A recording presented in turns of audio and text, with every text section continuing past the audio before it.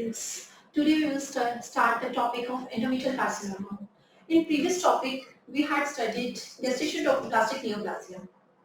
Please post the queries in the comment box for gestational trophoblastic neoplasia, and in the next of the classes, we will start with the one-liners of gestational trophoblastic neoplasia, and I will sort out here all queries related to that topic. Okay. In endometrial carcinoma, first of all, we will start with the pre-cancerous study. This cancer starts with the two terms basically. One is proliferative endometrium, another is hyperplastic endometrium. In both endometrium is made up of the two parts. One is glands, another is stroma. Okay. In proliferative endometrium, amount of the stroma increases as compared to the glands. ठीक है, तो stroma का ratio gland से ज्यादा बढ़ेगा.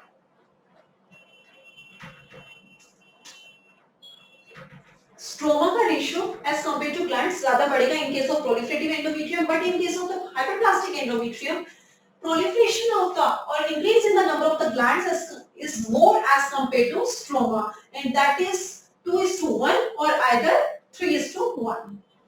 ठीक है. अब हमने क्या किया, हाइपरप्लास्टिक एंडोमेट्रियम की अगर कोई भी पेशेंट आती थी इन 1994 WHO classification, it has been divided into two parts, simple और complex. Simple और complex part of hyperplasia मतलब simple hyperplasia और complex endometrial hyperplasia. Simple ये hyperplasia हमने किस बेसिस पे, simple और complex के बेसिस पे डिफाइन किया. सिंपल में क्या होता है, हमने बताया कि हाइपरप्लासिया के अंदर ग्लैंड्स की नंबर बढ़ रहा है. ग्लैंड्स का नंबर किसमें बढ़ रहा है, हाइपरप्लास्टिक एंडोमेट्रियम में, लेकिन उन ग्लैंड्स की कॉम्प्लेक्सिटी या जिसमें आउट पाउचिंग ज्यादा हो जाएगी, जब प्रोलिफरेटिव या डायलेटेड जो ग्लैंड्स होंगी अगर उसमें आउट पाउचिंग ज्यादा होगी तो वो कॉम्प्लेक्स टाइप का बन जाएगा, और अगर इसमें आउट पाउचिंग कम होगी तो सिंपल टाइप का हो जाएगा. तो हमने सिंपल और कॉम्प्लेक्स किसके बेसिस पे कहा, on the basis of the out pouching, glandular out pouching. ठीक है, तो ये हमारा WHO का 1994 का क्राइटेरिया कहता था, लेकिन जो लेटेस्ट क्राइटेरिया अभी फॉलो हो रहा है WHO 2014 का क्राइटेरिया, उसके अकॉर्डिंग क्या कहते हैं कि विद एंडोमेट्रियल हाइपरप्लासिया विद एटीपिया और एंडोमेट्रियल हाइपरप्लासिया विदाउट एटीपिया, विद एटीपिया और विदाउट एटीपिया. ठीक है, इन विद एटीपिया. अब एटीपिया को भी डिफाइन करना पड़ेगा. How we will define atypia. Atypia basically है क्या, एटीपिया का मतलब है कि increase in the number of nuclei. Prominent भी हो जाएगा न्यूक्लियाई और नंबर ऑफ न्यूक्लियाई बढ़ जाएंगे. इंक्रीज इन प्रोमिनेंट न्यूक्लियाई हो जाएगा, प्रोमिनेंट न्यूक्लियोलाई हो जाएगा, increase in the amount of nuclear chromatin बढ़ जाएगा, एंड न्यूक्लियोसाइटोप्लाज्मिक रेशियो बढ़ जाएगी. मतलब न्यूक्लियस का ratio as compared to cytoplasm increase हो जाता है. तो इस पार्ट को हम बोलेंगे atypia. Then again you should revise this atypia. Atypia में क्या है, increase in the size of nuclei, increase in the nuclear chromatin, increase in the prominent nucleoli and increase in the nucleocytoplasmic ratio. ठीक है, ये हो गया.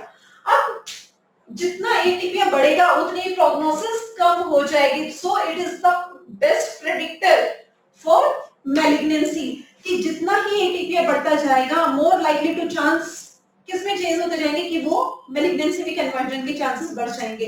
तो best predictor for prognosis, prognosis की हम कहें प्रोग्नोसिस का बेस्ट प्रेडिक्टर कौन है, एटीपिया.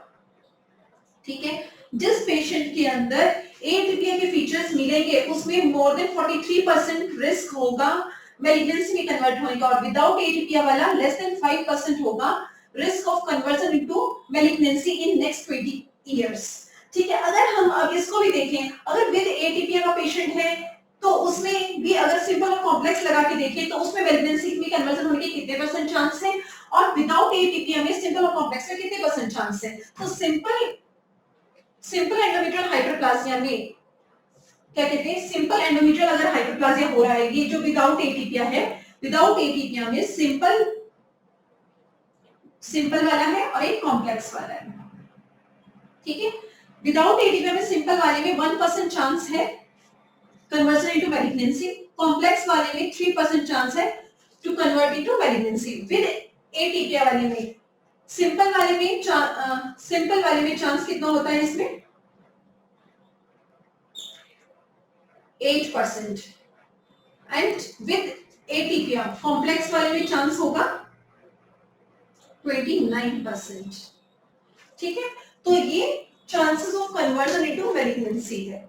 ठीक है, अब हम देखते हैं प्रेजेंटेशन क्या करके आएगा पेशेंट। एंडोमेट्रियल कार्सिनोमा का कोई भी पेशेंट हमारे पास आता है, उसकी मोस्ट कॉमन प्रेजेंटेशन क्या रहेगी, एब्नॉर्मल यूट्राइन ब्लीडिंग। ठीक है, पेशेंट हमारे पास आई एब्नॉर्मल यूट्राइन ब्लीडिंग की क्या क्या फीचर्स हो सकते हैं, पोस्ट मेनोपॉजल ब्लीडिंग हो सकती है, हैवी मेंस्ट्रुअल ब्लीडिंग करके आ सकती है पेशेंट, इर्रेगुलर वेजाइनल ब्लीडिंग हो सकती है, अनअपोज्ड एचआरटी चल रही है पेशेंट की, तो उस टाइम में भी इर्रेगुलर वेजाइनल ब्लीडिंग या अनशेड्यूल्ड ब्लीडिंग करके आ सकती है पेशेंट हमारे पास। और इसके इन्वेस्टिगेशन ऑफ चॉइस क्या है, इन्वेस्टिगेशन ऑफ चॉइस है टीबीएस करना, ट्रांस वेजाइनल स्कैन।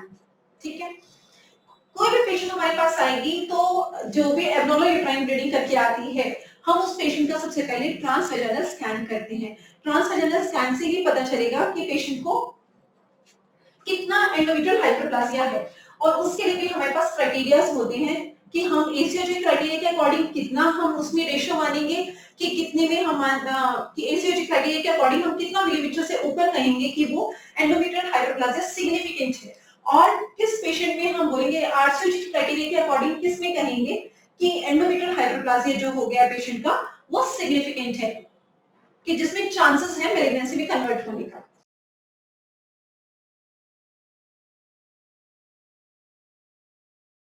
अब हमने पढ़ा था एंडोमेट्रियल हाइपरप्लासिया जो होता है सिंपल भी होता है, कॉम्प्लेक्स भी हो सकता है, विद और विदाउट एटीपिया होता है। अगर विदाउट एटीपिया है और सिंपल टाइप का है तो उसमें 1% chance of changing into malignancy होते हैं। ठीक है, तो हम उस पेशेंट को ऑब्जर्वेशन पे भी छोड़ सकते हैं, तो एक हो सकता है कि हम उसको ऑब्जर्वेशन पे छोड़ दें। तो ये कहाँ से हमें गाइडलाइंस बता के, गाइडलाइंस हमें बताएं, हम ये कहाँ से अपने आप की बर्थों बना लेंगे कि कोई भी पेशेंट है हम उसको कैसे भी अपने आप ही मैनेज करेंगे, नहीं।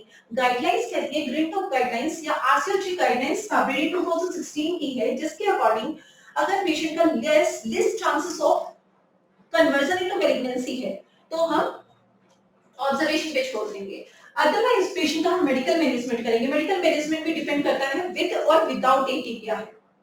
ठीक है, अगर विदाउट एटीपिया की पेशेंट हमारे पास आती है, विदाउट एटीपिया के पेशेंट, एक तो विदाउट एटीपिया की पेशेंट है उसमें सबसे पहले हम मेडिकल मैनेजमेंट करेंगे। मेडिकल मैनेजमेंट हम जब कर रहे हैं तो उसमें progesterone is the first line drug. ठीक है, प्रोजेस्टेरोन में भी फर्स्ट लाइन ड्रग में हम सबसे पहले मिरेना देते हैं। ठीक है, मिरेना फर्स्ट लाइन ड्रग है, second line is oral progesterone. ठीक है, तो मिरेना क्या करेगा, 75 mg मिरेना लेते हैं। मिरेना के अंदर लिवरोल गेस्ट्रोल होता है 75 mg and it releases progesterone at a rate of 20 micrograms per day. ठीक है, तो हम मिरेना पेशेंट को इंट्रोड्यूस कर देंगे जिससे प्रोजेस्टेरोन रिलीज होता रहेगा और वो रिग्रेस कर देगा हाइपरप्लासिया को। या दूसरा तरीका है सेकंड लाइन प्रोजेस्टेरोन देते हैं, ऑरल कंटीन्यूअस ऑरल प्रोजेस्टेरोन, और वो भी कंटीन्यूअस फॉर्म में देंगे, सीक्वेंशियल फॉर्म में नहीं देंगे, कंटीन्यूअस फॉर्म में देंगे ताकि वो रिग्रेस कर दे। तो कंटीन्यूअस में हम क्या क्या दे सकते हैं, मेट्रॉक्सीप्रोजेस्टेरोन एसिटेट दे सकते हैं और एक दे सकते हैं नॉरेथिस्टेरोन। मेट्रॉक्सीप्रोजेस्टेरोन एसिटेट होता है 10 to 20 mg पर डे, और नॉरेथिस्टेरोन देते हैं हम 10 to 15 mg पर डे। ठीक है, तो ये हमारा सेकंड लाइन ड्रग है। अब हमारे पास कोई भी पेशेंट आती है विदाउट एटीपिया करके, हम उसमें प्रोजेस्टेरोन देंगे। अब डिपेंड करता है प्रोजेस्टेरोन से या तो पेशेंट रिग्रेस कर जाएगी, कब हम मानेंगे कि पेशेंट को मेडिकली मैनेज हो गई है, जब हम मानेंगे जब पेशेंट को 6 मंथली इंटरवल पे 2 कंसेक्यूटिव बायोप्सीज अगर हम लेंगे और वो नेगेटिव वैल्यू आए उसकी, तो हम समझ लेंगे कि पेशेंट को एंडोमेट्रियल हाइपरप्लासिया रिग्रेस कर गया है। ठीक है, लेकिन इसमें भी इफ एंड बट्स है। अगर कोई भी पेशेंट का BMI index, body mass index more than 35 है, ठीक, या पेशेंट को पहले से भी फीचर्स दे रही है, फैमिली हिस्ट्री है पेशेंट को एंडोमेट्रियल हाइपरप्लासिया की, एंडोमेट्रियल कैंसर की, हाइपरप्लासिया की, एंडोमेट्रियल हाइपरप्लासिया की या एंडोमेट्रियल कैंसर की फैमिली हिस्ट्री है, तो हम उस पेशेंट में जब 2 कंसेक्यूटिव वैल्यूज 6 मंथली इंटरवल पे नेगेटिव आ जाएंगे, उसके बाद एनुअली पेशेंट को हम फॉलोअप पे बुलाएंगे फॉर बायोप्सीज। ठीक है, तो ये हो गया प्रोजेस्टेरोन का वर्कअप। अगर पेशेंट इसके बाद में ठीक नहीं होता तो हमें हिस्टेरेक्टमी की तरफ जाना पड़ेगा। अब इसमें भी हम विदाउट एटीपीया में हम देखते हैं कि प्रीमेनोपॉजल पेशेंट है या पोस्टमेनोपॉजल पेशेंट है। प्रीमेनोपॉजल पेशेंट है मतलब इसकी फर्टिलिटी हमें बचा के रखनी है, तब तो हम प्रोजेस्टेरोन दे के रखेंगे। अदरवाइज कुछ केसेस होते हैं कि पेशेंट हमें बोलती है कि हमें फर्टिलिटी भी चाहिए नहीं, तो हम हिस्टेरेक्टमी कराने के लिए रेडी हैं। तो उस पेशेंट में आप क्या करोगे? विदाउट एटीपीया वाली पेशेंट है with premenopausal symptoms, premenopausal patient है, तो उसमें हम क्या करेंगे? Total laparoscopic hysterectomy plus bilateral salpingectomy. और अगर पेशेंट पोस्टमेनोपॉजल फेज में है तो हम total laparoscopic hysterectomy plus bilateral salpingectomy कर देंगे। ठीक है, अगर पेशेंट एटीपीया करके आ रही है, विद एटीपीया की पेशेंट है, तो हम एटीपीया के पेशेंट में क्या करेंगे? हम एटीपीया के पेशेंट में अगर वो पोस्टमेनोपॉजल पेशेंट है तो डायरेक्टली हम करेंगे total laparoscopic hysterectomy plus bilateral salpingectomy. ठीक है, इसमें हम डायरेक्टली यही करेंगे। लेकिन अगर पेशेंट प्री मेनोपॉजल है, उसको अपनी फर्टिलिटी भी बचा के रखनी है और उसमें अगर लाइक चाइल्ड बियरिंग एज उसकी कंप्लीट नहीं हुई है, तो हम पेशेंट को क्या करेंगे?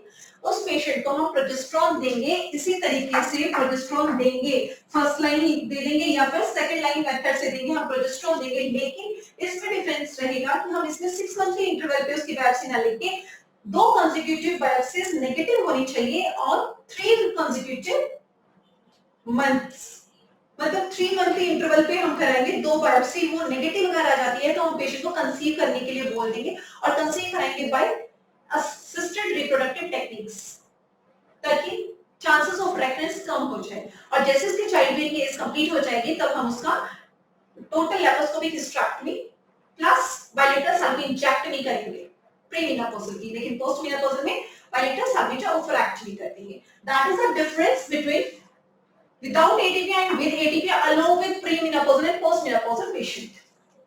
ठीक है, अब हमें ये भी बताया गया है कि अब हमारे पास कोई भी पेशेंट आई, हमने इसके टीवीएस किया था, टीवीएस पे भी हमें उसका सिग्निफिकेंस देखना पड़ेगा ना हाइपरप्लासिया का। तो हम कैसे देखेंगे? 2 criteria, ACOG criteria and RCOG criteria. In ACOG criteria endometrial thickness less than equal to 4 mm होगी तो कोई सिग्निफिकेंस नहीं है, नो सिग्निफिकेंस। तो इसमें आपको आगे कोई बायोप्सी कुछ भी करने की जरूरत नहीं है। तो सबसे पहले फर्स्ट इन्वेस्टिगेशन ऑफ चॉइस हमारे पास हमने सबसे पहले फर्स्ट किया क्या है? सबसे पहले हमने फर्स्ट ऑफ ऑल पेशेंट हमारे पास कंप्लेन करके आई है, सबसे पहले मैंने उसका टीवीएस किया है। टीवीएस पे उसकी एंडोमेट्रियल थिकनेस देखी है। अगर वो endometrial thickness less than equal to 4 mm है तो मैं कोई बायोप्सी नहीं करूंगी। मोर देन 4 mm है तो उसकी बायोप्सी के लिए भेजेंगे पेशेंट को। अब बायोप्सी किस तरीके से होगी वो भी बताएंगे आगे। अगर आरसीओजी क्राइटेरिया फॉलो कर रहे हो तो आरसीओजी ने भी उसे 2 जगह डिफरेंशिएट कर दिया है। अगर पेशेंट हार्मोन रिप्लेसमेंट थेरेपी ले रही है, वो भी कौन सी वाली? कंटीन्यूअस टाइप की, कंटीन्यूअस कंबाइंड हार्मोनल थेरेपी ले रही है, हार्मोन रिप्लेसमेंट थेरेपी ले रही है, या उसने कभी ली ही नहीं है हार्मोन रिप्लेसमेंट थेरेपी, तो उस पेशेंट के अंदर हम एंडोमेट्रियल थिकनेस की value minimum less than equal to 5 mm की अगर आ जाती है, less than equal to 5 mm अगर आ जाती है तो नो सिग्निफिकेंस। लेकिन अगर मोर देन 5 mm आती है तो हम उसकी बायोप्सी करेंगे। अगर पेशेंट सीक्वेंशियल बेसिस पे हार्मोन रिप्लेसमेंट थेरेपी ले रही है तो हम उसमें एंडोमेट्रियल थिकनेस की वैल्यू 7 mm मानेंगे। Less than equal to 7 mm है तो नो सिग्निफिकेंस, और अगर मोर देन 7 mm है तो हम उसकी बायोप्सी करेंगे। अब बायोप्सी करने का भी तरीका है। अगर पेशेंट हमारे पास आ रही है, ब्लाइंड प्रोसीजर होता है, डीएनसी कर देंगे, ठीक है, उसको, और जो डीएनसी का प्रोडक्ट होगा हम उसे हिस्टोपैथ के लिए भेज देंगे। लेकिन दूसरा मेथड है कि अगर उसे हम ओपीडी बेसिस पे अगर करना चाहें तो ओपीडी बेसिस पे हम उसका पिपले, वाब्रा, कार्बन्स, कैन्युला उसके थ्रू हम सैंपल कलेक्ट करेंगे, भेजेंगे। लेकिन बेस्ट इमेजिंग टेक्निक जो है या जो इसके लिए इन्वेस्टिगेशन चॉइस ऑफ बायोप्सी है वो हिस्ट्रोस्कोपिक डायरेक्टेड बायोप्सी है, जिसमें हम किसी एक पर्टिकुलर रीजन की भी ले सकते हैं। ठीक है, तो हिस्ट्रोस्कोपिक डायरेक्टेड बायोप्सी लेंगे और पेशेंट का हम बायोप्सी भिजवा के हम पता लगाएंगे कि वो किस स्टेज तक पहुंची है, पेशेंट एटीपिया है या नहीं है, और उसके बाद हम उसका डायग्नोसिस करेंगे। ठीक है, तो ये हमारे पास एंडोमेट्रियल हाइपरप्लासिया की मैनेजमेंट आ गई। अब ये एंडोमेट्रियल हाइपरप्लासिया के आगे बढ़ के एंडोमेट्रियल कैंसर में चेंज हो जाता है। अब हम नेक्स्ट वीडियो में देखेंगे एंडोमेट्रियल कार्सिनोमा के रिस्क फैक्टर्स क्या है, क्या क्या उसके क्लिनिकल फीचर्स होंगे, कैसे हम उसे डायग्नोज करेंगे और कैसे हम उसे ट्रीट करेंगे। So please subscribe my channel and share this channel to many students so that आप सब लोग मिलके you can get the benefits, ठीक है। And I will cover my whole latest updates in this channel. Thank you.